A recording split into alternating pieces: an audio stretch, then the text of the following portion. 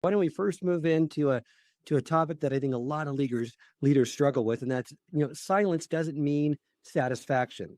Many leaders assume that if an employee isn't voicing concerns, well, they must be happy. Because I can't tell you how many times, and I'm sure you've seen this in your work too, where a manager's like, I can't believe one of my best people just gave notice and I had no idea. And like the fact that you were blindsided is probably the reason why they're leaving. And one of the ones I think in the article you were mentioning right there was an employee who was top performer, fully engaged, talking about all the things in the future.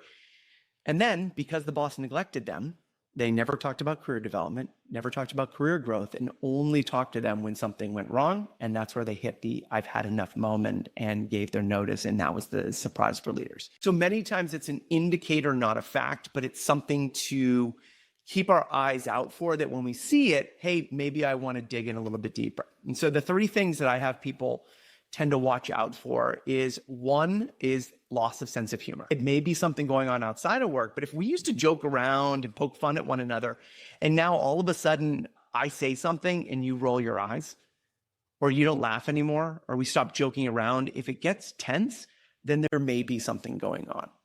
Another one is I stop showing up, either mentally or physically showing up. And so if I stop showing up, meaning like I call out sick all the time, or I stop showing up to meetings, or I may be in meetings, but I stop sharing inside those meetings, is another indicator that something may be going on. And then the third one is we stop talking about the future. And so we stop talking about what's going to happen next year. We stop engaging in those conversations about what we can create together.